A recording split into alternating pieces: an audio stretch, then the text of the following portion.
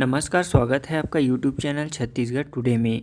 आज है 27 अप्रैल 2021, दिन मंगलवार, और आज हम आज के छत्तीसगढ़ करंट अफेयर प्रश्नों को हल करेंगे। तो चलिए शुरू करते हैं। हमारा पहला प्रश्न है, हाल ही में किस राज्य सरकार ने मुख्यमंत्री राहत कोष में मदद के लिए सभी कर्मचारियों का एक दिन का वेतन काटने का फैसला लिया है?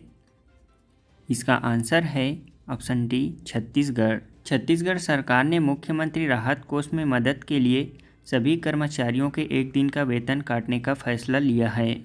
वित्त विभाग ने मुख्यमंत्री राहत कोष में स्वेच्छा से योगदान के लिए अधिकारियों कर्मचारियों के अप्रैल के वेतन से एक दिन का राशि कटौती करने के निर्देश जारी किया है। इससे कोष में करीब 350 करोड़ रुपए आएंगे। वित्त विभाग कटौती राशि बजट शीर्ष में जमा कराने की सुविधा ई पेरोल सॉफ्टवेयर के अंतर्गत मुख्यमंत्री राहत कोष उपलब्ध कराई गई है।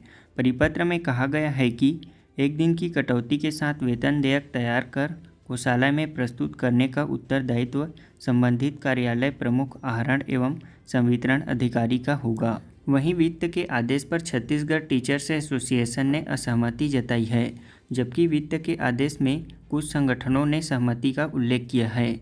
एसोसिएशन का कहना है कि कोरोना ड्यूटी में अब तक 100 शिक्षकों की मौत हो चुकी है, लेकिन सरकार ने अब तक कोई मदद नहीं की। हमारा अगला प्रश्न है, छत्तीसगढ़ सरकार ने राज्य को कब तक मलेरिया मुक्त करने का लक्ष्य रखा है? इसका आंसर है ऑप्शन बी, 2030 तक। छत्तीसगढ़ सरकार ने राज्य को 2030 तक मलेरिया मुक्त करने का लक्ष्य रखा है।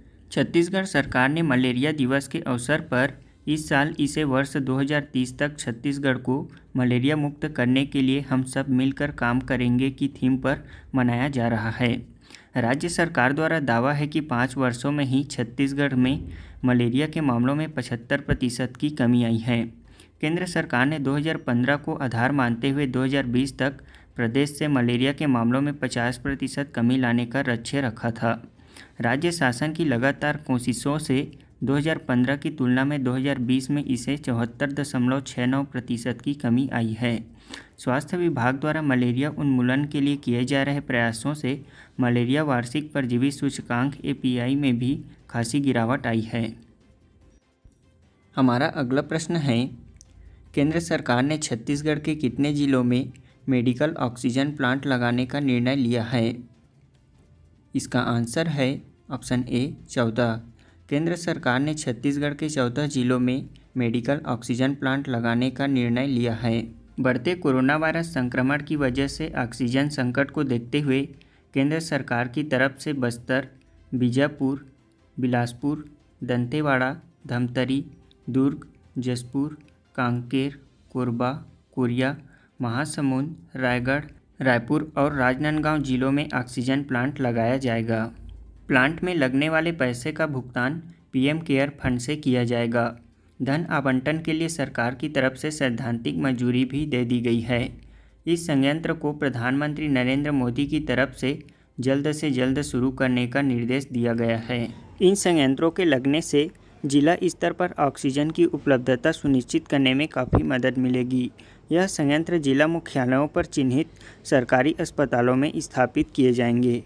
साथ ही संयंत्र के लिए जरूरी उपकरणों की खरीदी प्रक्रिया स्वास्थ्य एवं परिवार कल्याण मंत्रालय के माध्यम से की जाएगी।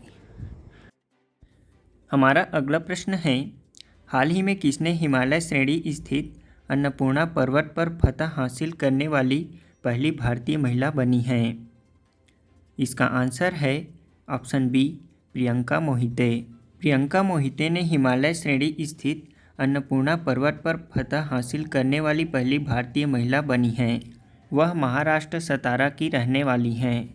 हिमालय श्रेणी में स्थित अन्नपूर्णा पर्वत श्रृंखला नेपाल के उत्तर मध्य में स्थित है। यह दुनिया की 10वीं सबसे ऊंची चोटी है। अन्नपूर्णा पर्वत 8000 मीटर से भी अधिक ऊंची चोटियों में शामिल है। हाल ही में महाराष्ट्र के सतारा की प्रियंका मोहिते माउंट अन्नपूर्णा पर चढ़ाई करने वाली पहली भारतीय महिला बनी है। हमारा अगला प्रश्न है, विश्व बौद्धिक संपदा दिवस कब मनाया जाता है? इसका आंसर है ऑप्शन सी, 26 अप्रैल को। हर साल 26 अप्रैल को विश्व स्तर पर वर्ल्ड इंटेलेक्चुअल प्रॉपर्टी डे यानी कि विश्व बौद्धिक संपदा दिवस मनाया जाता है। इस दिन की शुरुआत विश्व बौद्धिक संपदा संगठन द्वारा साल 2000 में किया गया था।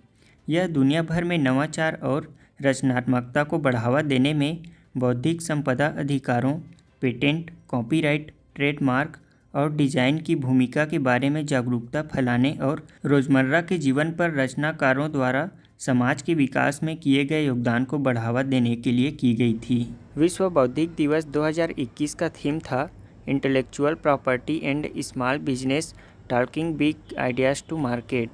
WIPO द्वारा 26 अप्रैल को विश्व बौद्धिक संपदा दिवस मनाए जाने की घोषणा 1970 में विश्व बौद्धिक संपदा संगठन की स्थापना के लिए हुए कन्वेंशन को चिन्हित करने के लिए की गई थी।